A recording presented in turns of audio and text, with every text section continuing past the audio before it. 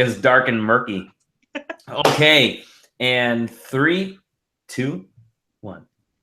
We are live with SQW9, Heaven in a Cell, the 9th episode, the follow-up to Hell in a Cell, which was last week-ish. I am Dolly Dimofsky. Wait, hold on.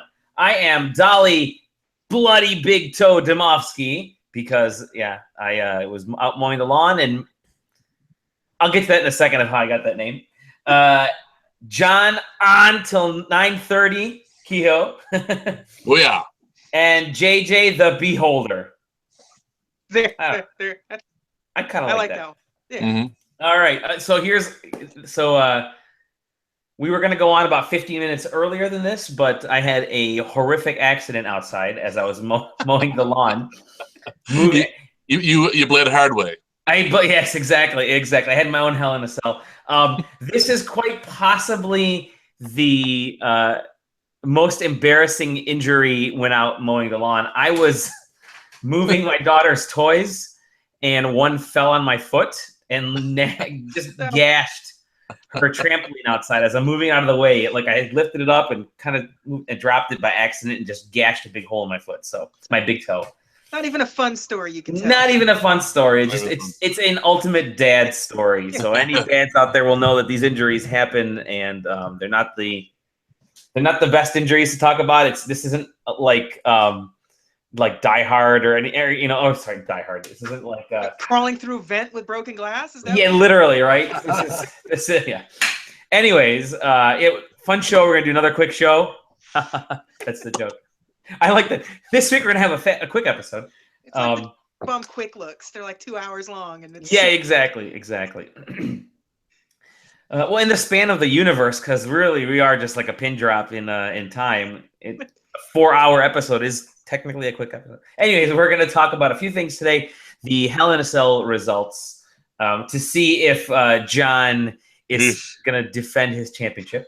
And we got some of the TNA madness.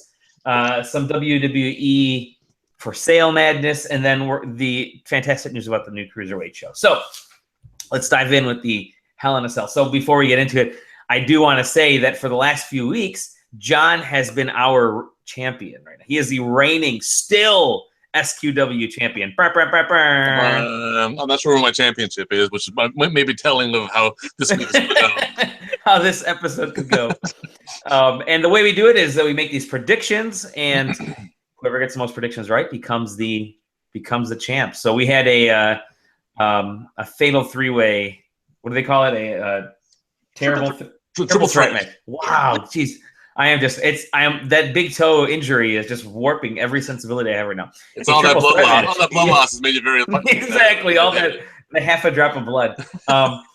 Anyways, I'm going to go through the list of the results right now, and we're going to find out how close we were, how off we were, and probably laugh at ourselves for even giving it a chance. So the first one right here, I'm going to go with the Hell in a Cell match, which was all of them, between the U.S. Championship, I should say, between Roman Reigns and Rusev. Now,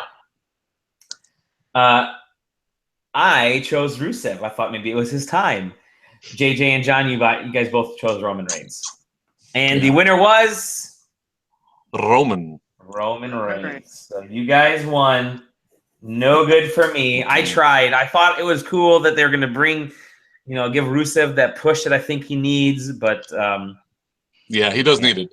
And the match itself wasn't bad. It was especially about half. I mean, the first half of it or so was a little slow, but once they kicked it up to the next gear, it got pretty good.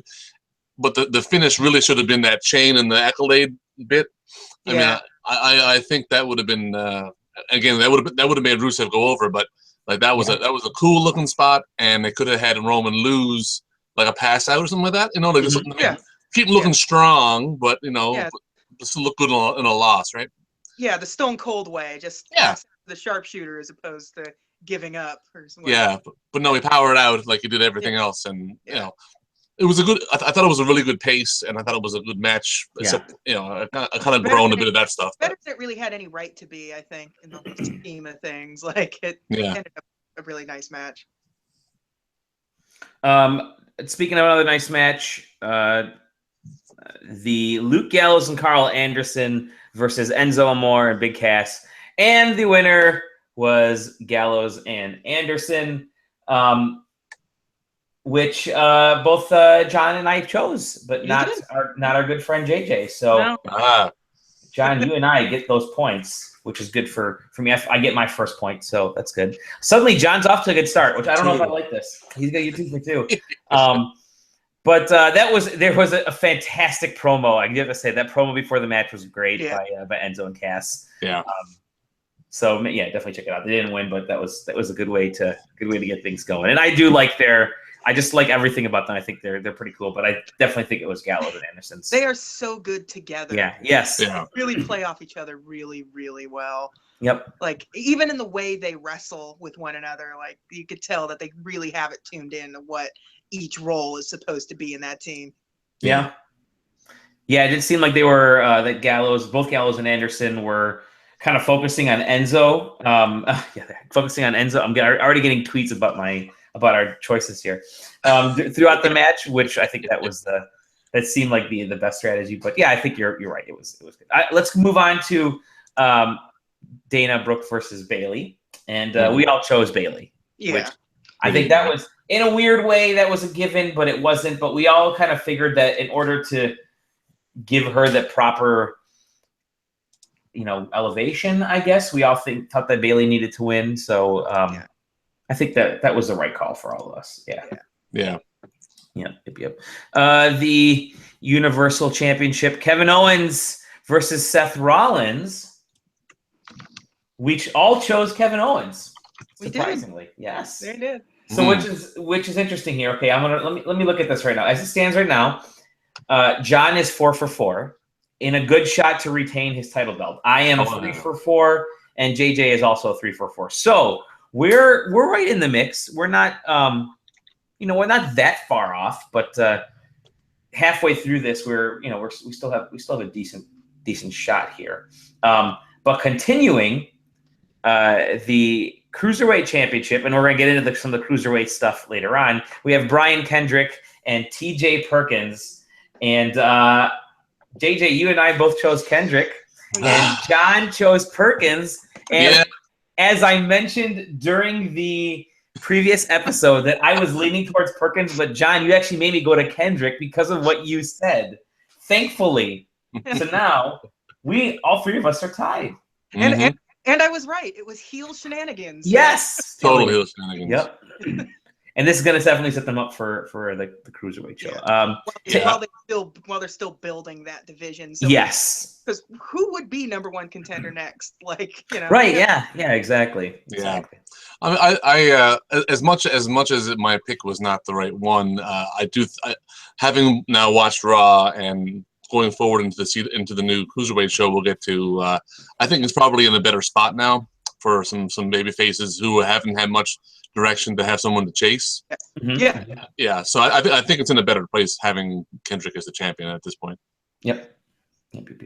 Let's see here. I'm gonna move on to the Tag Team Championship, which was New Day versus Cesaro and Sheamus, and all of us lost because Cesaro and Sheamus actually won that, but they won it via disqualification. So in a weird way, it's like a half point for all of us in the weird way, right?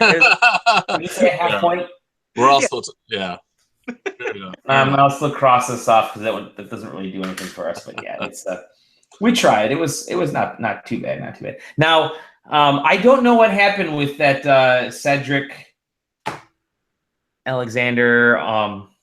The 6-man tag. The 6-man tag. The baby faces one. Yeah, the baby faces. Because that was I don't have it was a pretty good match. It was fun. Not particularly memorable, I suppose, but it was fun. Mm-hmm. And I think it was it Alexander that ended up winning? Because I can't quite remember the final result. I know it's kind of a setup in a weird way for Survivor Series, but let's see if I have it down. It's Cedric Alexander, Dorado, and Sin Cara faced off against I think it was Tony Nese, Drew Gulak. Was that Daivari? Yeah, Daivari. And Daivari. I think it was Cedric Alexander's side that won, right? It was, yeah. Okay. And I think he won the match, which was probably setting him up for a title shot, and maybe Swan as well, because Swan beat Kendrick on Raw last week. Which was, but, okay. So what got to me was that was the pre-show stuff, and I missed that whole thing until like the very end. I think I tuned in after.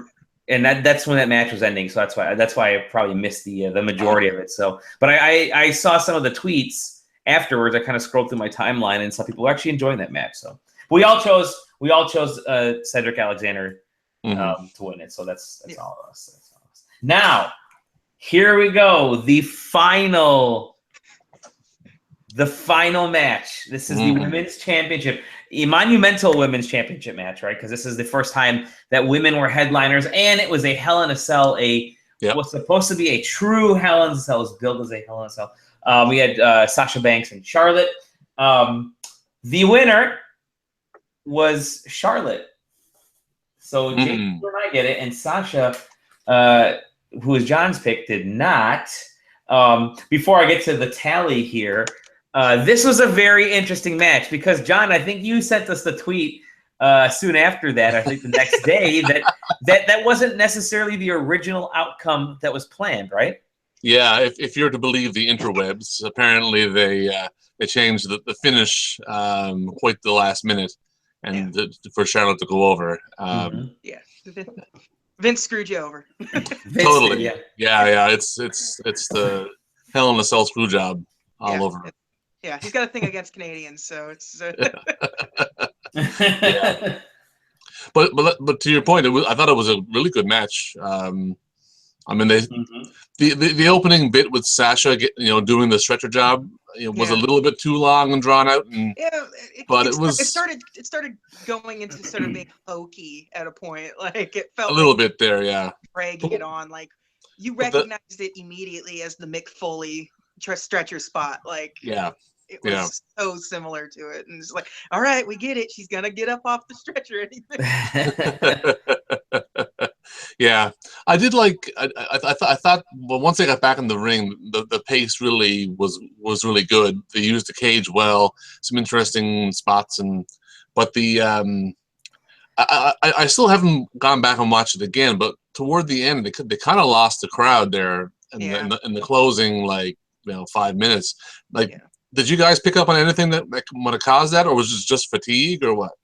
No, sorry, go ahead. No, I was gonna say, I just think that the whole opening segment, opening part of that match, kind of blew the wind out of their segment.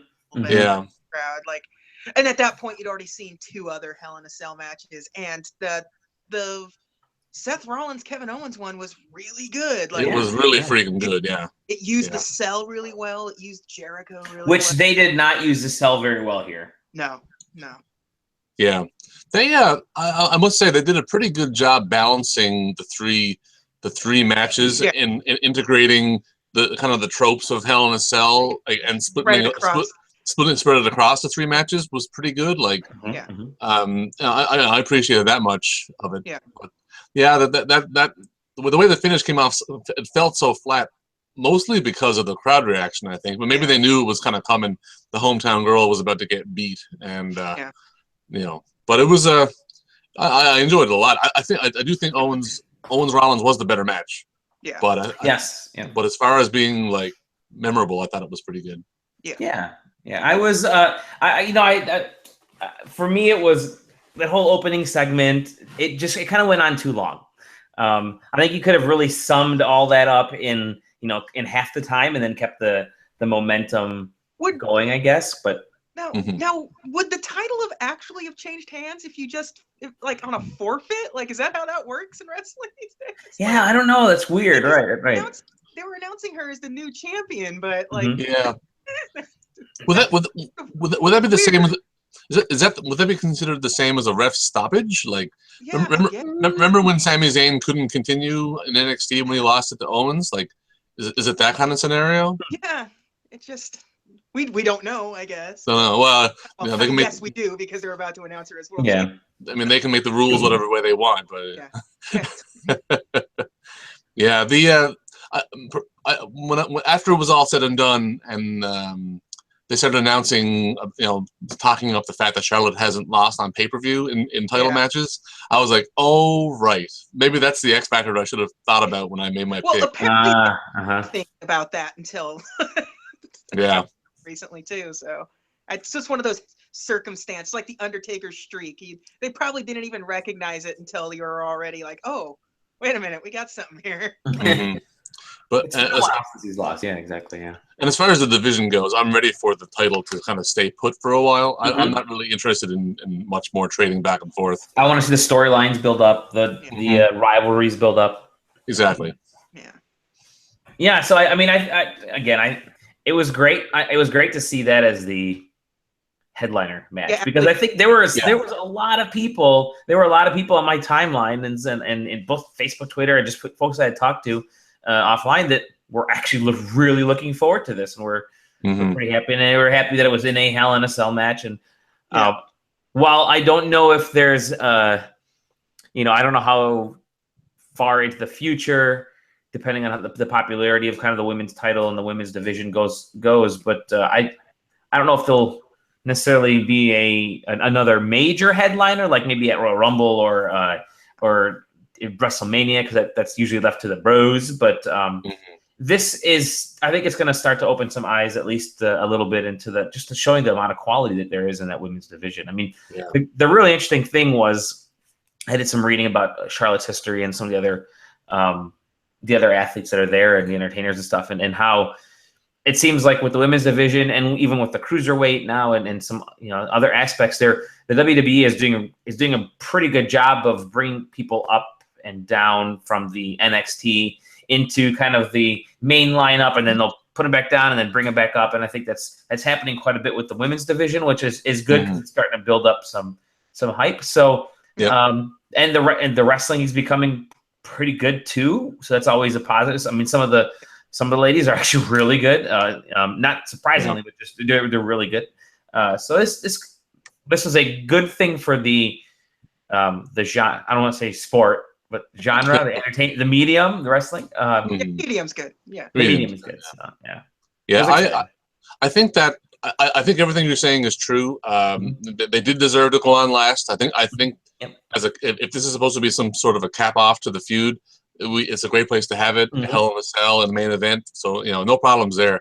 But I tell you though, I think based on what my Twitter feed was rumbling and things I've been hearing, if it and especially in Boston for Sasha, if it hadn't have gone on last, it would have been like Roman Reigns winning the Rumble all over again. This would have been shat all over. Really? Wow. I think so. I think it would have been the biggest PR mistake they could have made. Yeah. And but they of course pulled it out. So I mean, I think it had to go on last. Yeah. The one thing I will say, and it's funny because both my wife and I were watching it. She's like, "Why are you watching wrestling?" She doesn't understand why I've been back into wrestling. It is because of you two, by the way. Thank you.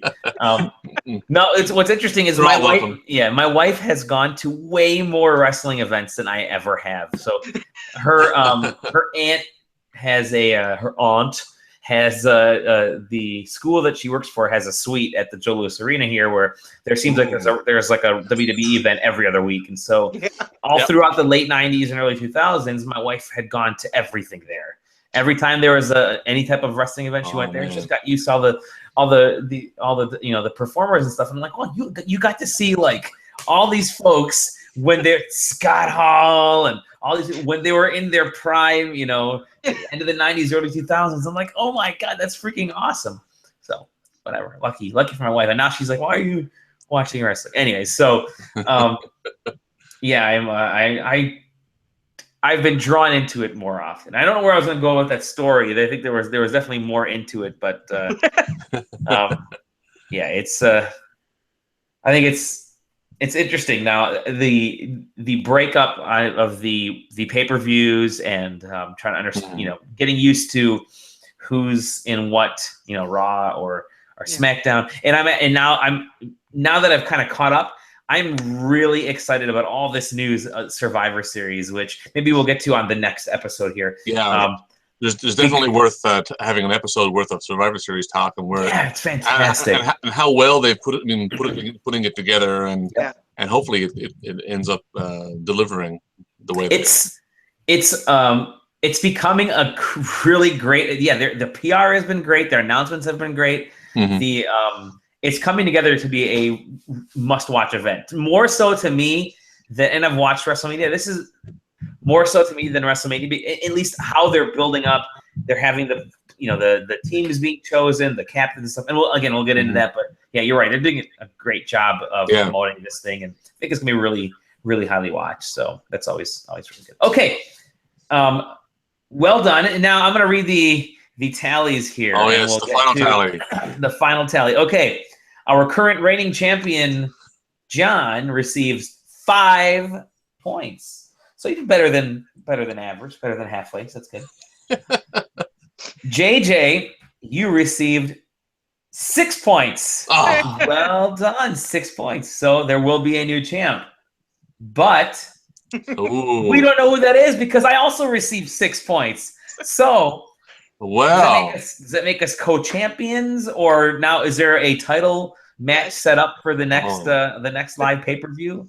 The title is held in abeyance. There you go. And triple threat match for the. I like this. Yeah, exactly. Right now, there's already drama in our championship, our month-old championship. We already have. This is a good storyline, so I'm gonna. You're gonna have to buy some sort of toy belt for yourself, darling. Yes. Okay. So Halloween just ended. Everything's on sale. I'm starting a Twitter feud with you, and this is gonna be fantastic. All right, I'm writing down Twitter feud with JJ for our next live show. And I'm getting people that are already not siding with me, of course. They're siding with you. Thanks, guys. I've actually got a title belt, so I'm hitting Toys R Us tomorrow. You know, they actually have a full-size adult replica of the current title. Do they really? Yeah. I might have to make my own. Yes. Very cool. Cardboard title. Cardboard title belt. Yes. The lucky thing is I have a full modeling shop at my office, so I can have the boys there whip up a really cool 3D printed belt for me. So okay. All right. Well, I guess we're gonna have to wait to the next live pay-per-view. And there'll be plenty of trash talk between now and then to determine who the winner is. Well, you guys can kind of be like Kevin Owens and Jericho. I mean, KO did say that we are the Universal Champions. Yeah, I like that. We're the champion. Yeah, we're the champions. Very good. Very good. Okay, on to more drama, I guess we can always say, which is this wonderful gift that keeps on going of the TNA. There's a news story. I have to read it. It's all so good. It's all exactly every time. The latest story is that Corgan has come out and said that hey, I haven't actually been paid the last few weeks, whatever, for a while now. Yeah, that they promised me. Yeah, because the court found in favor of TNA. And so, but they had to pay back Corgan the money he loaned, and they had a couple of days to do it. And they didn't do it. Oops. No. Whoops. Whoops. But you're all right? You're okay. You're okay, Billy? Yeah, you're good. He says that their response is that they couldn't find him, which I feel like it's easy to find the lead singer of the Smashing Pumpkins. Hey, look on Twitter, right? Well, they couldn't find Bob Dylan, so yeah. I guess. But it's such a fascinating story because now he's threatened to just, you know what, I'm going to give out all those tapes and I'm going to do anything that... Yeah, he's threatening to get his stock, convert it to the 36% and sell it off. And hinted at selling it to the WWE, which... Yeah, he said, I'm willing to sell to another wrestling promotion. So what's really crazy about this is that you can't script this. I mean, this is the stuff that Eric Bischoff would write, in the late 90s, right, 2000s. Yeah, this is definitely a Vince Russo kind of storyline. Yeah, exactly. It's like a bad TV movie or something. Yeah. It really is. It really is. Even at its worst, WCW wasn't like this chaotic in terms of this side of the business side of things. It's horrible. It's horrible. It's unbelievable. It's mind-boggling to me, first of all, as a as a fan of wrestling that the arguably the second biggest promotion in the U.S. is run like Carnival. I mean, it really does feel like a bunch of people that just argue all the time. Yeah, and nothing's like, they probably write things on paper in crayon and then lose the papers the minute they walk out of the room, right? So they're it's all on cocktail napkins and exactly. Yeah. And somehow they managed to put out some kind of creative show. You know, like it's the weirdest thing. Yeah, it's like 90% of the time it's not even a coherent show, so that may actually lend some credence. Now, part B of the TNA news, I suppose, is that they lost their UK distribution. Yeah. And JJ, give them a taste of that spin they put on there. Oh God, it was so good. They're always here listening to the fans, and the fans don't. Spoilers are a big deal these days, and they don't want, they know that the fans want almost as close to the U.S. air date as possible, so instead of the 3 to 5 that it is nowadays, which is a great idea in theory, sure, but you take everything a month in advance, like it's not like your WWE. They made it sound like it was their decision, which it clearly was not. Was not at all. No. That's horrible spin. It's like top left. It's like the top is just fall off the table. Don't know who you are. That is yeah. There's nothing to see here, guys. Nothing to see here. Everything's fine. Everything's fine. I'm sure next week we'll find out something else. It seems, based on like all the deals they had, it seems like it's easier to watch TNA in other countries than it is in because it's like it's on the Fight Network or Sky or something. Yeah, exactly. Yeah, here, like it's changed. Did you ever hear why they lost their Spike TV deal? No. Because Spike TV's made them promise not to hire Vince Russo. Oh, right. And then they hired Vince Russo, but kept it secret. And then Spike found out and said, well, bye-bye. We asked one thing of you guys. He had one job, literally had one job. Just don't hire that dude. Oh, God. The TNA legacy continues. Before we move on to the next topic here, we have a couple more topics left. I do want to give a very big shout out to the one viewer every week who gives us a thumbs down, because every week we get a bunch of thumbs up on our YouTube video, but there's always one thumbs down, and we get the one thumbs down before we get any thumbs up. So I'm really thankful for that one thumbs down. Whoever you are, thank you. They're really working the heel gimmick real well. Yes, exactly. It's probably Billy Corgan.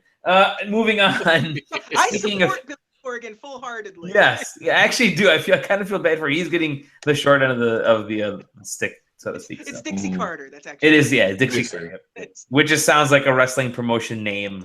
Like you couldn't make that name up anymore. No. Yeah, it sounds like the name WWE would have given somebody back. Ted DiBiase and Dixie Carter. Speaking of WWE. The latest financials are out, and they did really well, but it was a little bit on the lower end of the scale for what they had predicted. Which, I mean, it's still positive. You're still making a lot of money. But Vince McMahon was kind of pressed on the issue a little bit about it, and he said, "Yeah, you know what? Hey, maybe someone will want to buy us. Who knows?" So I'm always open to it, which is, I mean, every company is always. I think a lot of people made a big deal about it. But there really isn't a big deal about it. If you're going to throw billions of dollars in a company, I mean, everyone will sell it. Yeah, the provisions in that contract would just be a nightmare, I assume. Oh, boy. You would have to guarantee these certain people spot. He's probably saying, if someone buys it from me, welcome to inherit that mess, right? Because they have contracts all over the place. They have talent that's there's still a lot of legacy stuff that they have to worry about. Now they're bringing people back like Goldberg and Brock, and they're trying to figure out what to do with them. And oh God, did you guys hear Goldberg's the excuse for why why his stuff hasn't been coming off very well recently? He's called it ring rust. Ring rust, ring rust, guys. Yeah, it's the good old. Yeah. I think he told somebody that he hasn't really been training yet for this match.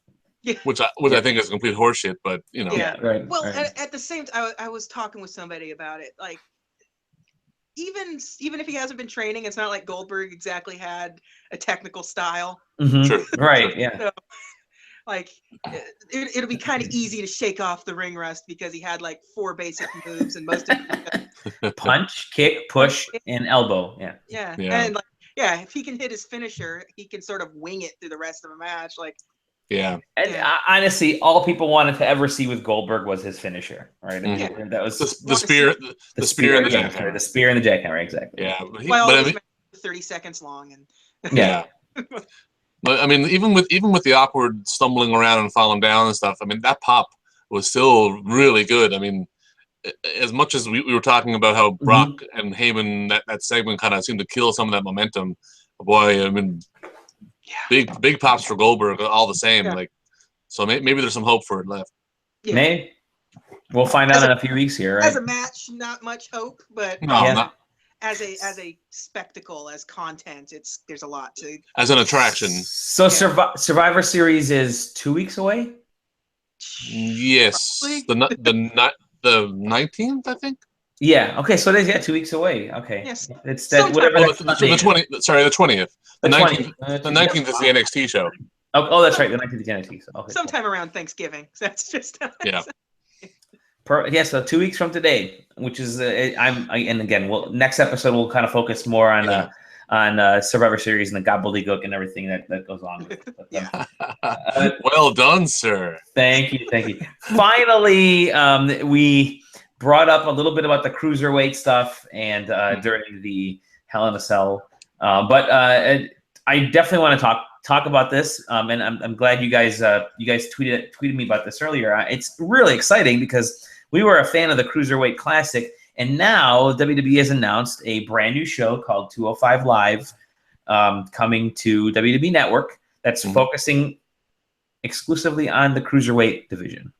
Yeah, I'm kind of curious how, fly by the seat of their pants this concept was, because it seems something weird to just bring in the Cruiserweight division and then just immediately introduce a brand new show. I almost wonder if they were taken aback by the popularity, but the overwhelming popularity of that tournament.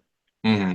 I would say so, and I think in contrast, they're probably a little surprised at how flat it has kind of been on Raw a little, since, and maybe they're trying to find that balance and figure out use the 205 as a way to figure out what's that secret formula that they need to tweak the Raw version.